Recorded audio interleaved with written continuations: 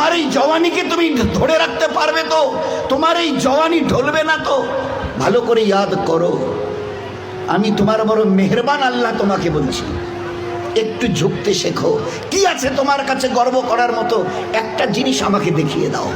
আল্লাহ দেখিয়ে দিয়েছে তোমার কাছে তিনটে আছে, তিনটি। কি কি? এক, পায়ের নখ থেকে মাথার চুল পর্যন্ত নাপাক ছাড়া আর পাক বলে কোনো কিছু নেই তোমার কাছে। দেখাও একটা জায়গায়, এই জায়গাটা পাক আছে, বদবু ছাড়া খুশবু বের হয়, দেখাও। পুরুষ হওয়ার মেয়ে ছেলে দেখাও না। খুলিকাল ইনসানু মিন নুতফা। আমি আল্লাহ জিজ্ঞাসা করছি, তোমার পরিচয়টা আমাকে শোনাবে। পরিচয়টা কি আছে আমাদের কাছে? ওই পরিচয় ছাড়া few bad days we everybody aware of a drop of a dirty fluid, nothing else. আমরা সবাই, আল্লাহ আমাদের পরিচয় জানতে চাইছেন। খুলিকাল ইনসানু মিন নুতফা। আমরা বড় ওই নাপাক মনির কাতরা থেকে আমরা জন্ম নিয়েছি। আমাদের পরিচয় few bad days we are a drop of a dirty fluid. আমরা এক বিন্দু নাপাক মনির কাতরা, এর চাইতে বড় পরিচয়। আচ্ছা, তোমার পায়ের নখ থেকে মাথার চুল পর্যন্ত একটা জায়গা দেখাবে যেখান থেকে খুশবু বার হয়, দেখাও। নাক থেকে যদি করো, স্বামীও পর্যন্ত বলবে নাকটা একটু ঘুরিয়ে ওই দিকে। মুখ দিয়ে অক করো যদি, তো ছেলেমেয়েরা বলবে আম্মু তুমি এটা কি করছো? পায়খানা পেশাবের রাস্তা দিয়ে হলে তো কথাই নেই। কান থেকে যদি কিছু বেরোয় তো কথাই নেই। চোখের এই জায়গা থেকে যদি বেরোয় তো পাশে কেউ বসতে দেবে না। এরপরে পুরো শরীরের এক একটা লোমের গোড়া থেকে যদি একটু করে ঘাম বের হয়, তো আমার নিজের বিবি, নিজের বেটা বেটি বলবে না আব্বু, স্বামী একটু হাতটা দাও তো, একটু চুমু দি। চুমু দি, ঘাম বেরোচ্ছে তো, তুমি তো হাজারো হলে আমার স্বামী, তুমি তো আমাদের আব্বু, তা একটু দাও না, একটু চুমু দিই। কেউ সবাই আব্বু একটু হাতটা সরিয়ে নাও না, ঘাম বেরোচ্ছে। এই তো তোমার পরিচয়। পায়ের নখ থেকে মাথার চুল পর্যন্ত বদবু ছাড়া কোথাও। তিন, খুলিকাল ইনসানু মিন জাইফা। তোমরা বড় দুর্বল। আমি জিজ্ঞাসা করছি, 3.5 হাতের একটা এইরকম শরীর, সুটাম চেহারা, আচ্ছা তোমার পিঠে কি বসে আছে? এইভাবে 2-3 বার দেখার পরে বলবে কই, দেখা তো যায় না। আচ্ছা, তা তুমি না খুব বুদ্ধির বড়াই করো, মডার্ন টেকনোলজি আর সায়েন্সের খুব গালগপ্প করো, তোমার নিজের পিঠে কি বসে আছে তুমি বলতে পারো না? বলে না, তা জানি না। আচ্ছা 10 মিনিট পরে তোমার পজিশন অবস্থা কি থাকবে জানো তুমি? বলে আমরা কিচ্ছু জানি না। বাজারে যাবে বলে ব্যাগ নিয়ে মোটর সাইকেলের হুকে আটকে দিয়ে স্টার্ট করে খালি বাজারে গিয়ে স্ট্যান্ড করে খালি পা দিয়ে স্ট্যান্ডটাকে খালি ঠিক করে দিয়েছে। পিছন থেকে একটা গাড়ি এসে ধাক্কা দিল আর সঙ্গে সঙ্গে ডেথ। লাশ নিয়ে বাড়ি চলে গেল। এসছিল বাজার করতে, বড় ঝোলা নিয়ে এসছিল, বড় আশা করে মেহমান অপেক্ষা করছে বাড়িতে। বাজার থেকে ব্যাগে বাজার যায়নি, তার লাশ চলে গেছে বাড়িতে। খুলিকাল ইনসানু মিন জাইফা। 4, আল্লাহ জিজ্ঞাসা করছে আব্দুর রহমান বয়স কত? হ্যাঁ আল্লাহ 42 চলছে। বাকি কত? I know nothing about my age. Nurjahan তোমার বয়স কত চলছে? আল্লাহ 45 চলছে। আচ্ছা এরপরে আর বাকি কত? তা আল্লাহ আমি কেমন করে বলবো? না তোমার নিজের বয়স। তুলে তার নিজের সিনা তোমার মুখে লাগাতো না, এই জন্য তুমি কামড় দিয়ে ঘা করে দিয়েছো। আমি বাঁচাবার জন্যে সবকিছু তোমার মায়ের পেটে বানিয়েছি, পুরো ফিগারের যা কিছু প্রয়োজন, each and everything has been given from myself, শুধুমাত্র except your teeth, তোমার দাঁত বাদ দিয়ে, যেখানে আমি তোমাকে আমার দয়ায় বাঁচাতে চাইছিলাম। ওই জন্য দাঁত কটা দিনই, নয়তো মায়ের স্তনকে কেটে ছিন্ন বিচ্ছিন্ন করতে, মায়ের চোখের সামনে তরপাতে তুমি মরে যেতে। একটাবার চিন্তা করেছো আমার কথা? তোমার প্রতি কত দয়া করেছি। ফের এই বাচ্চাটা হাদিসে পাকের মধ্যে এসে আস্তে আস্তে যখন বড় হয়, তার বুবুকে, ভাইকে, আব্বাকে কিছু খেতে দেখে, শব্দ এর কানে আসে, আমারও ওই রকম দাঁত থাকলে আমিও খেতাম। আল্লাহ বলে, হাদিসে পাকের কথা বলছি, আল্লাহ বলে তুই একটু সবর কর, সবর কর, কারণ এখন তোর অতটা হুশ আওয়াজ হয়নি। এখনই যদি দাঁত দি মায়ের স্থানে কাপড় দিবি, একটু সবর কর, এই 7-8 মাস 9 মাস 10 মাস হোক না, একটু যখন, তারপরে আমি দাঁত দেবো। গোস্তের ওই নরম জায়গা থেকে আস্তে করে বাবা মা সব খুশি। আম্মা তোমার নাতির দাঁত গজিয়েছে শুনেছ? আচ্ছা, 2টো দাঁত গজিয়েছে তো, উঠতে দেখে সবাই খুশি। আচ্ছা, কখনো ভেবেছ এই দাঁতটা বাড়তে বাড়তে এই পর্যন্ত বারবার পরে আর বাড়ে না? Why? What is the reason of it? Who will give the answer? Who will give the answer? Anybody else of this world?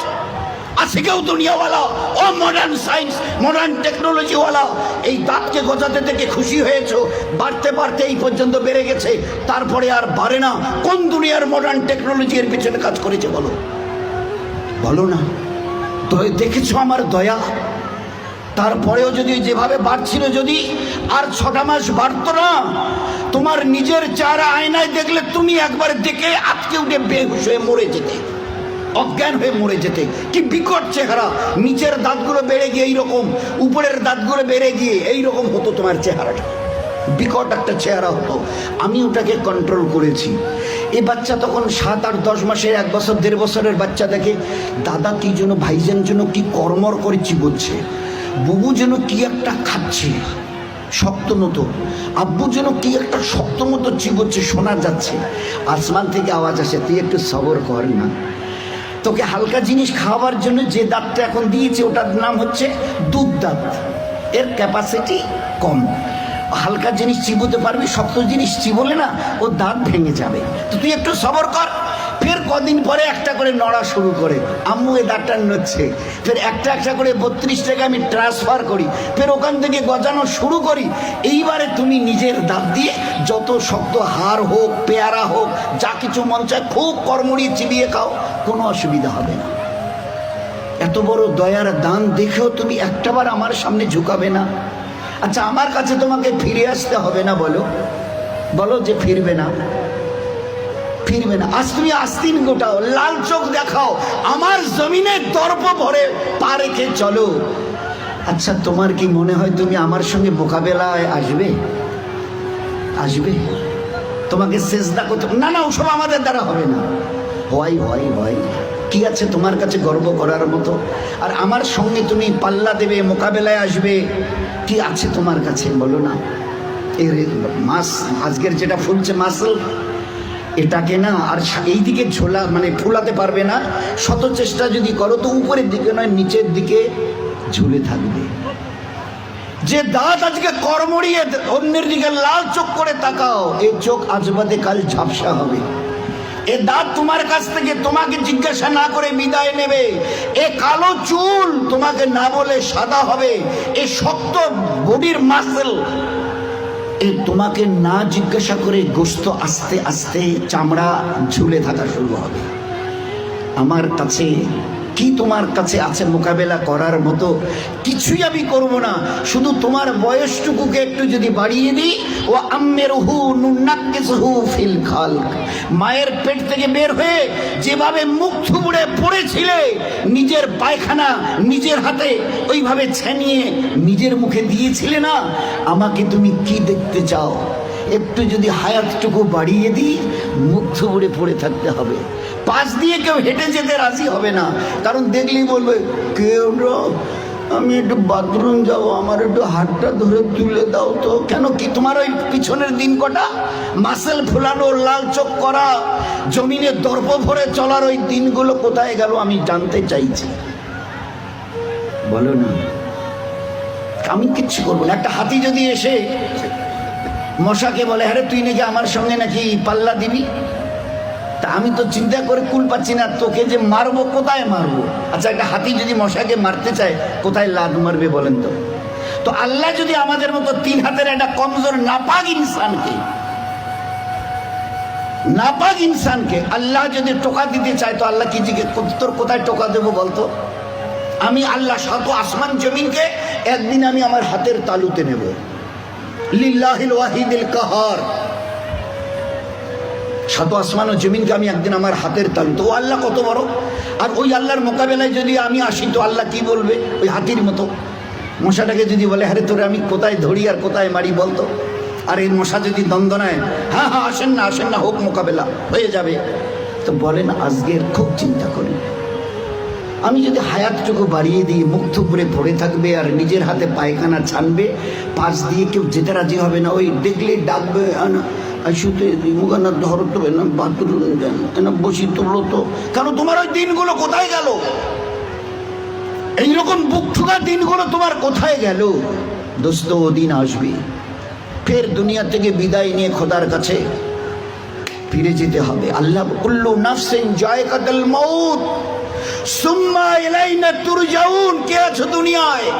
ঝুপড়িওয়ালার কুরসিওয়ালা কে আছো যে আমার কাছে আসবে না? শেষ কথাটা অনুরোধের সঙ্গে, আমরা যত ভাই এখানে এসছি, প্যান্ডেলের ভিতরে বাইরে, আমাদের যত মা বোন ওখানে ভিতরে আছে, তারা সবাই একটা কথার উত্তর দিই, নিজের ইচ্ছায় আমি দুনিয়ায় এসেছি, কারো উপরে ভরসা করে নয়, ডিপেন্ড করে, আমি আমার নিজের ইচ্ছায় এসেছি। এরকম বলনেওয়ালা কারা কারা আছে একটু হাত তুলে দেখাবেন দয়া করে। আমরা পুরুষরা, আমাদের ওখানে পর্দার ভিতরের মা বোনেরা, আমি আমার নিজের ইচ্ছায় এসেছি, যেদিন আমার মন চাইবে আমি নিজের ইচ্ছায় যাব। আছে কেউ একথা বলনেওয়ালা দুনিয়ায় এরকম বাহাদুর? আমরা কেউ আসিনি, আমাদেরকে পাঠানো হয়েছে। উই হ্যাভ নট কাম, আমরা আসিনি, আমাদেরকে পাঠানো হয়েছে। আমরা ইচ্ছা করে যেতে চাইলে ইচ্ছা করে যেতেও পর্যন্ত পারবো না। তিনি যেদিন ডাক দেবেন আব্দুর রহমান আয়, তো শত সহস্র বাঁধনকে ছিন্ন করে চলে যেতে হবে। সকিনা রহিমা আয়, তো সমস্ত চোখের পানিকে ভাসিয়ে দিয়ে ওদেরকে চলে যেতে হবে। আমরা কেউ আসিনি, আমাদের পাঠানো হয়েছে। ওলামায়ে কেরাম বলেন, হ্যাঁ তুমি যদি বুক ফুঁকে বলতে পারো আমি আমার নিজের ইচ্ছায় এসেছি, হ্যাঁ তুমি আল্লাহর অনুগত হবার কোনো প্রয়োজন নেই, আল্লাহর ইবাদত তোমার করার কোনো প্রয়োজন নেই। তুমি যখন নিজের ইচ্ছায় এসছো, যা তোমার মন চাইবে তুমি তা করে যাও। হ্যাঁ যদি বলো যে না আমি আমার নিজের ইচ্ছায় তো আসিনি, আমার দয়ালু আল্লাহ আমাকে বড় মেহেরবানি করে মানুষ করে দুনিয়ায় পাঠিয়েছেন, হয় আমি পুরুষ অথবা মেয়ে ছেলে, আজ এই 20, 30, 40, 50 বছরের হায়াত আমার, এই যে এটা আমি পেয়েছি, এটাও আল্লাহ পাকের আমার বড় দয়া মেহেরবানি।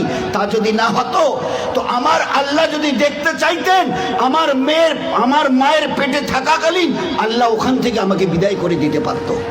বহু বাচ্চা মায়ের পেট থেকে ওইখানে বিদায় নিয়ে চলে গেছে, এক ঝলক আল্লাহ দুনিয়া দেখতে দেয়নি। কি বলতে চাই যে আল্লাহ আমাদের সঙ্গে বড় দুর্ব্যবহার করেছে হায়াত দিয়ে। তো আল্লাহ বলতে চায় যে তাহলে তুমি কি বলতে চাও আমি একটু ভুল করেছি? নাউজুবিল্লাহ। হায়াত দিয়ে, জওয়ানি দিয়ে, তাকত দিয়ে, ইচ্ছা যদি আমি করতাম না, মায়ের পেটে মোরা বাচ্চাকে তোমাকে বের হয়ে আসতে হতো, এক ঝলক দুনিয়া দেখতে পারতে না। এই জন্যে আমরা যারা সাথী পুরুষরা আছি, আমরা যারা পর্দার ভিতরে মা বোনেরা আছি, একটু আল্লাহকে চিনতে চেষ্টা করি। আমরা আসিনি, দয়া করে আল্লাহ পাঠিয়েছে। যেতে চাইলেও নিজের ইচ্ছায় যেতে পারবো না, আল্লাহ যেদিন ডাক দেবে যেতে হবে। আসা যাওয়া দুটোই যখন আল্লাহর ইচ্ছায়, তো মাঝখানের এই কটা দিন নিজের ইচ্ছায় চলে জীবনটাকে যেন বরবাদ না করি। দুনিয়ার জীবনও বরবাদ হবে, আখেরাতের জীবনও বরবাদ হবে। বরবাদের লাস্ট কথাটা হলো এই, তুমি আমার ইবাদতকে ছেড়ে দাও, দুটো জিনিস তোমাকে আমি দেব।